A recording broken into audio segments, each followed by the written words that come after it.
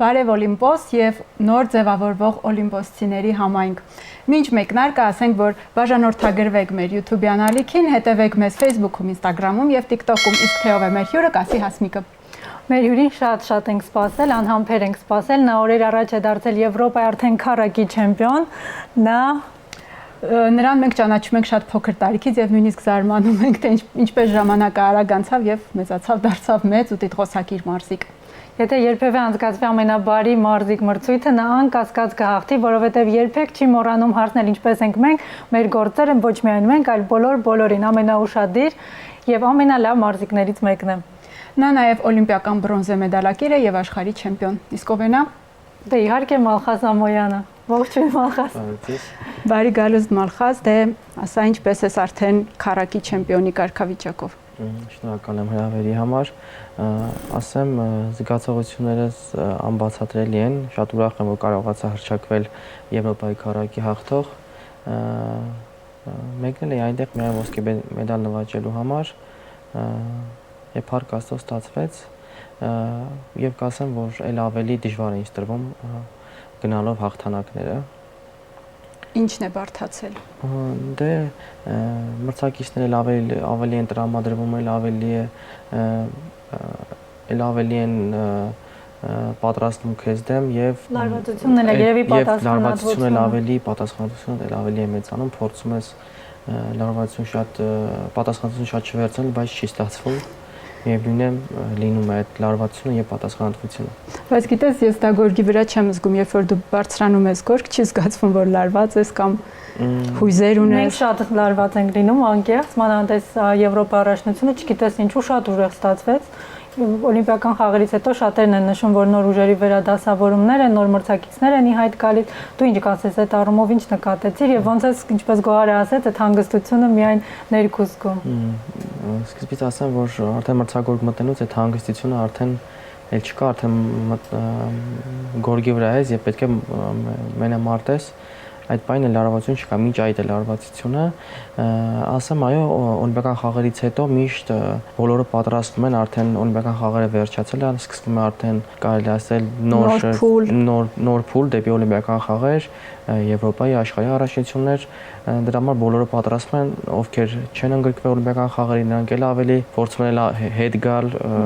իրենց տեղը ամրապնդել, ովքեր որ մասնակցել են էլի, պատրաստվում են Եվրոպայի առաջնությանը։ Դրա համար մի փոքր էլ ավելի բարդ է։ Բայց նաև նոր անուններ են, չէ՞, հայտ գալի, որովհետև նոր քառամյա փուլ է սկսվել եւ նոր մրցակիցների հետ եք ծանոթանում։ Այո, որովհետև քաշային կարգեր են փոխում, թե բարձրանում են, թե իջացնում են, թե լիքը մարդ նույն քաշային կարգում է մնում։ Դրա համար, այո, նոր հակառակորդներ են գալիս, նոր անուններ եւ այդպես։ Պետք է կարողանաս այդ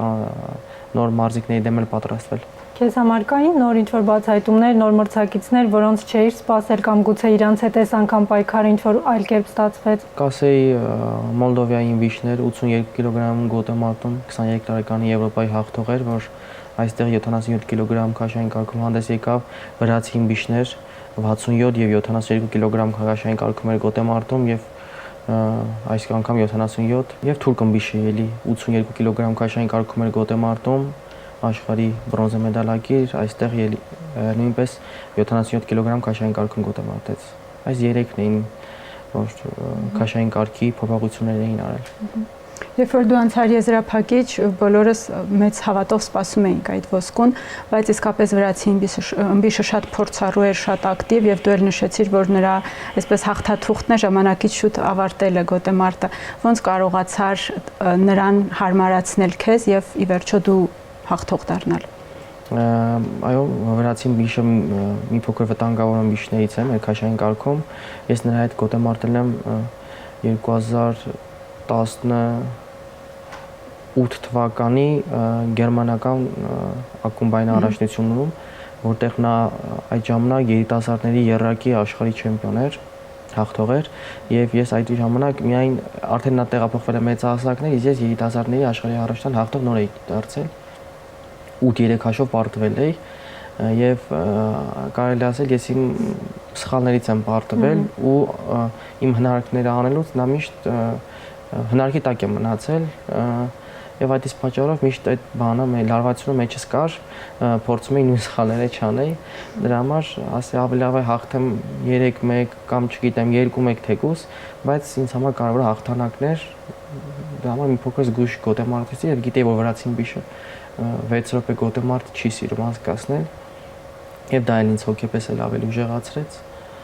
Այդքան։ Դու մեր այն ըմբիշներից ես, որոնք միշտ իրենց սխալների վրա հետևություններ են անում, պարտությունները ծանր է ստանում գիտենք, բայց այդ պարտությունից կարողանում ես ճիշտ հետևություններ անել։ Փաստորեն այս դեպքում էլ ճիշտ է ուսումնասիրել մրցակցիդ, գիտեիր ինչպես գոտեմարտել, առհասարակ կան մրցակիցներ, որոնց հետ դու ես լարված լինում, որոնց դու ես մի քիչ ուրիշ կերպ պատրաստվում, ինչպես քո դեմ նշեցիր, որ արդեն մյուս մրցակիցներ։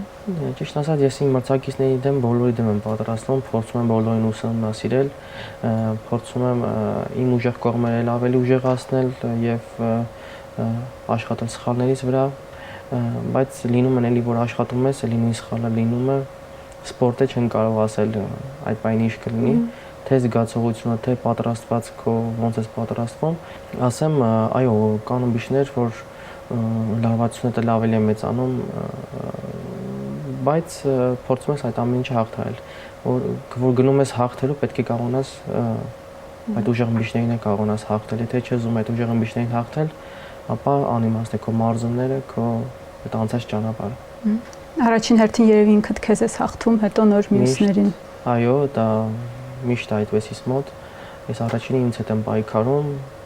իսկ հետո նոր իմ մրցակիցների։ Եթե կարողանում եմ ինձ անցնել, արդեն մի փոքր ավելի հեշտ է տրվում ամեն ինչ։ Իսկ պատմես այդ ներքին պայքարը ինչպիսին է ու դա ամենահետաքրքիրն է երևի, ոնց է սկսվում, ոնց ես ինքդ քեզ կարողանում հաղթել, տրամադրել, լարվածությունդ քչացնել։ Ներքին պայքարը այն է, որ առաջինը այն ճանապարհը, որ ես թվում եմ տեսնում են մարզիչները, քո շրջապատի մարդիկ, այդ մարզումների փուլը անցնել օրական 2-3 մարզում կա, որ չես ուզում անել, բայց գիտես, որ դե ինչի համար պետք է անես, էլի գնում ես մարզումներ կա, որ չեմ սիրում այդ մարզումները, էլի անում եմ, բայց հասկանալով, հիմնականում այդ արագաուժայինները, որը կոմպյուտերից crossfit-ը կոչվում, մոտ 40 րոպե անդադար աշխատում ես, որը որ իրոք ինձ համար մրցումներից էլ ավելի բարդ է, քան մրցումները։ Երևի քամում են ամբողջ ուժերը։ Այո, այդ ծանր պարապմունքներ կան, որ իրոք տրամադրվում եմ, կարծես մրցումներին։ Այդպես ես քեզ հաղթում։ Այո, հիմնականում այդ ամեն ինչ միջով որ անցնում ես, թե կարգապահություն, թե մարզումներ, արդեն ինքդ քեզ հաղթում ես եւ դա քեզ ավելի հավատ, ավելի ուժ է տալիս, որպեսզի լավ գոտեմարտես։ Եվ դա քեզ տալիս է չեմպիոնություններ։ Ի վերջո, այո, տարբեր առաջնություններում։ Մալխաս ճիշտ է օլիմպիական խաղերից բավական ժամանակ է անցել, բայց մի հատ հետ գնանք ու հիշենք, թե ինչ տեղի ունեցավ Փարիզում։ Մենք այնտեղ էինք ու մեծ հավատ ունեինք, որ դու անպայման մեդալ ես բերելու։ Ինչի չստացվեց Փարիզում, որպեսզի դու դառնաս ոսկե մեդալակիր։ Ասեմ, Փարիզում կիսաեզրափակիչում ճապոնացի հիմիշին լուրջ հակառակորդներից մեկն է։ Ճիշտ է նրան հաղթել էի 1 տարի, թե 1.5 տարի առաջ, օլիմպիական խաղերից առաջ, բայց զգում էի, որ այդ ժամանակից նա ինձ բարդ մրցակից է։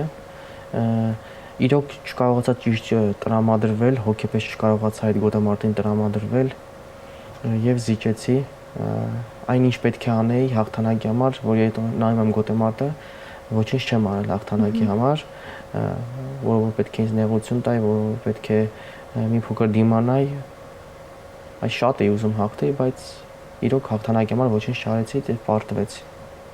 Ճապոնացիները ուղղակի օլիմպիական խաղերում անկրկնելի էին, ընդհանուր առմամբ բազմաթիվ մեդալներ նվաճեցին, բայց դու ասացիր, որ իրականում այդ պարտությունում փաստորեն ոչ թե մրցակիցը լավ հանդես եկավ, այլ քո վրա ես վերցնում մեղքը։ Ինչ չարեցիր այդ քո ասած։ Քիչ պայքարեցիր, քիչ տվեցիր այն ժամանակ։ Քիչ պայքարեցի, այո,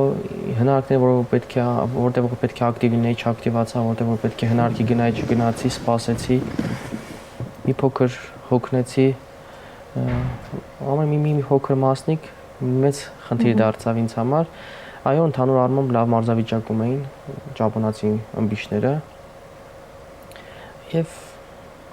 արժանի էր այդ բան, նա էր արժանի, նա էր լավ պատրաստ մեզանից եւ նա էլ հաղթեց։ Ես այդ գոտեմարտին հետևում էի հենց գորգի տակից, որովհետև որպես ֆոտոլրագրող էի հանդես գալիս եւ զգացվում էր, որ քեզ այդ մի բան այն չէ, եւ Արմեն Բաբալարյանն էլ գլխավոր մարզիչ հավաքականի ասաց, որ իսկապես դու չկարողացար այդ օրը անել այն ինչին ընդունակ էիր, բայց արդեն երրորդ տեղի համար պայքարում միանշանակ երևում էր, որ հաղթելու ես։ Երրորդ տեղի համար ասեմ, որ այդ պարտությունից հետո չեմ կարողացել քնել մինչև մյուս գոտեմարտը, անդադ էլ ավելի լարված եմ եղել, էլ ավելի անդադ այդ գոտեմարտի մասին մտածել, կարողացա հավաքվել, երբ որ եկանք արդեն նախավարժան կարեցինք, արդեն մրցման տեղը նախավարժան կարեցի, այդ ժամանակից նոր մի փոքր այդ լարվածությունից թեթևացավ, բայց մինչև այդ շատ ահավոր լարված եմ եղել եւ տեղս չէի գտնում, քանի որ իրոք շատ էի ուզում հաղթել, բայց այսօր պետք է ունենք այն ինչ ունենք, պետք է կարողանանք ընդունել մեր պարտությունը, եթե չընդունենք մեր պարտությունը, ապա տեղում կմնանք։ Հաղթանակներն չեն լինի։ Հաղթանակներն էլ այո չեն լինի, դրա համար պետք է կարողանանք ընդունենք այն ամենը, ինչ որ կանք, փառք Աստծո, կարող է էլ ավելի վատ լիներ, սակայն արժանացանք երևի նրան, ինչին որ այդ պահին պատրաստ էինք, ինչ-որ միտեղ թերացել ենք։ Այսինքն դու չէիր կարողանում այդ ընդունել, որ ի վերջո ոսկին ձեռքիցդ բաց ես թողել, հա, այդ է պատճառը։ Այո, չէի կարող ընդունել, բայց հետո որ sense մտածում եմ, հասկանում եմ, որ նաև իմ մեջ պետք է կարողանամ ինչ եմ բաց թողը եւ իմ մեջ փնտրեմ դրա պատճառները։ Ես գիտես ինչ եմ մտածում, հաց որ իսկապես մենք խոսում ենք հաղթանակներից եւ այս մարդկանց տեսնում ենք գորգի վրա կամ ռինգում, բայց չգիտենք թե ինչ է կապ, ինչերի միջով է կանցնում եւ իսկապես ու քանի որ առիթ եք անպայման պետք է ասենք դու մեր այն քիչ մարզիկներից ես, որոնք միշտ իրենց պարտությունը իրենց են վերագրում, ոչ մրցակցին, ոչ մարզիչներին, ոչ որևէ այլ կողքի հանգամանքի, այլ դու միշտ ասում ես, ես սրան է արժանի, ուրեմն ես վատ պայքարեցի, դա էլ անելը շատ մեծ ու կարևոր ունակություն է մարզիկի համար, ոչ բոլորին է տրված։ Դե իրոք պետք է կարողանաս ընդունել այն, ճիշտ է կարողանաս ընդունել, եթե միշտ խուսափենք մեր պարտություններից, իմ պարտությունները գցեմ մարզիչների վրա, չգիտեմ, մրցավարների վրա, չգիտեմ, կամ մեկ այլ մարդկանց վրա, բայց ես ինչ եմ, եթե մեղավոր չեմ, որովհետև գորգի վրա ես եմ, մարզիչները ինչ կա մեզ տվել են, ինչ կա մեզ համար արել են, իսկ գորգի վրա արդեն պետք է կարողանանք այդ ամեն ինչը մենք անել, մարզիչը մեզնից շատ է երևի ուզում որ մենք հաղթենք, դրա համար չգիտեմ, քո մեջ ես փնտրում։ Ես այո, միշտ իմ մեջ եմ փնտրում եւ ինձ դա ինձ թվում է զգացել եմ որ էլ ավելի է դա ինձ ուժեղացնում։ Մարխաս սա քեզ քո ընտանիքն է փոխանցել, քո ծնողներն են փոխանցել այդ ներքին քո ներդաշնակությունը ինքդ քեզ քննադատաբար վերաբերվել է, թե մարզիչներն էլ ու նաև հարգանքը դիմացիների նկատմամբ չէր կարող քեզ չփոխանցվել հարազատ։ Դե հիմնականում այդ սպորտի հետ կապված մարզիչներից եմ սովորել, մարզիչներս են իմ ծնողների պես միշտ իմ մարզիչներին եւի ավելի շատ ենք այս բանին տեսնում, թե խորհուրդներով, թե ամեն ինչով, իսկ դասյակությունը իմ ծնողներից շնորհակալ եմ Աստծուն, որ նման ծնողներ ունեմ եւ որ եղբայրներ, թե ավագ ընկերներ, որոնք իրոք ես նրանցից լիքը բան սովորել եմ, իմ ընկերներից էլ բոլորից, ովքեր իմ կողքն են եղել, ես նրանցից էլի շատ լիքը բան սովորել եմ, էլ ունեմ սովորելու միշտ որ տարիքում լինես, սովորելու շատ բան ունես, դրա համար Դու նշեցիր, որ գորգի հենց անմիջական հարևանությամբ էր հետևում Մալխասի ելույթներին, մենք էլ լրագրողներով խառը գոտում էինք սպասում ու մինչ Մալխասը կգար, մինչև մենք կշնորհավորեինք ինչ-որ լավ խոսքեր կասենք, Մալխասը մոտեցավ մեր շնորհակալություններ ասելով, այդ քո արժեքները իսկապես շատ գնահատելի են ու մենք ենք քեզ շնորհակալ, որ տեսնում ես այն աշխատանքը, որ անում են Դե ինչ եմ շնորհակալություն հայտնում ձեզ, որովհետև դուք եք ժողովրդին ներկայացնում մեր այդ ամենը, մեր թե մարզումները, թե մենք դժվարությունները, թե հաղթանակները, թե պարտությունները, թե հաղթանակները դուք լուսաբանում եք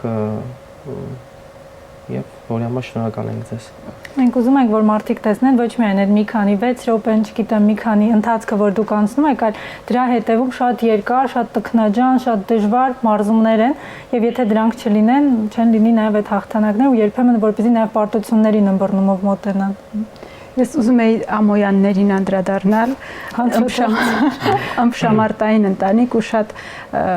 դուք այնքան լավն եք բոլորդ, մենք տարիներ շարունակ լուսաբանել ենք ռոմանի ելույթները, հիմա արդեն դու ես, քո եղբայրներն են գալիս, հոր եղբոր տղաները,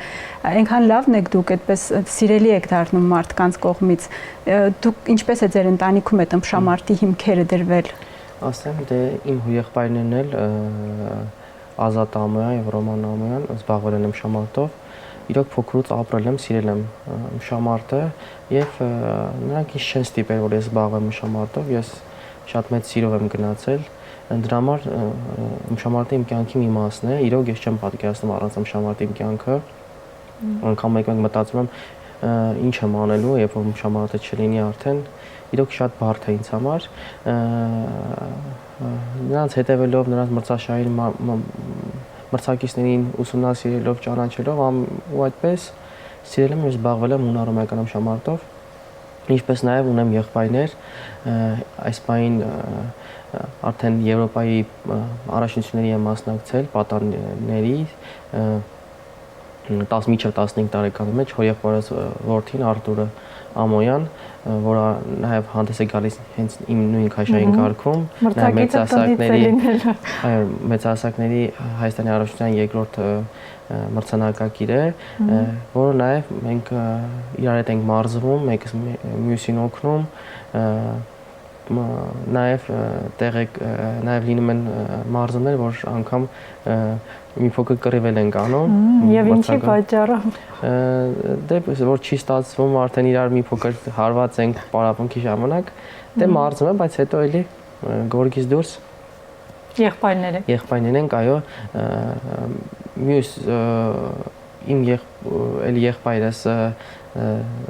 11 տարեկան է, էլի զբաղվում եմ մշամարտով,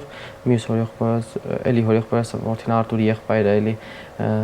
զբաղվում Ազատ Ամոյանի Ազատի, այո, որդին է երկուսն էլ իմ մշամարտով, Նարեկ Ամոյան եւ Ռոմանի փոքր տղան, այո, սկսել է զբաղվել մշամարտով, որը շատ աշխույժ եւ էներգիայով լի է։ Քանիսը եղաք ակտիվ ըմբիշներ Ամոյանները։ 4-ն էլ մշամարտով են զբաղվում։ Իրոք չեմ ստիպում նրանց, ոչ մեկին չեմ ստիպել, ուզում եմ ամեն ինչ իրանք ինչ ամեն սիրով անեն։ Շարունակական գալիս է։ Այո, եւ ինչ տեսնում են,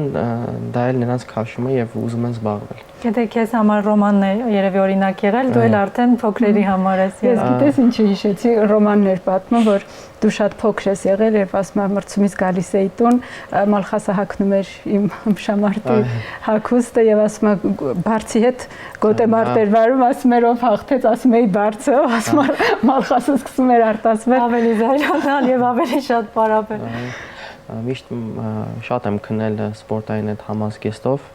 Չգիտեմ, ապրել եւ մինչեւ այսօր էլ ապրում եմ սիրում եմ մշամարտը։ Դրա համար էլ ունես հաջողություններ Մալխաս ջան։ Դա զգացվում է ու եւ ոչ միայն հաղթանակներով, այլ առհասարակ վերաբերմունքով մշամարտի նկատմամբ։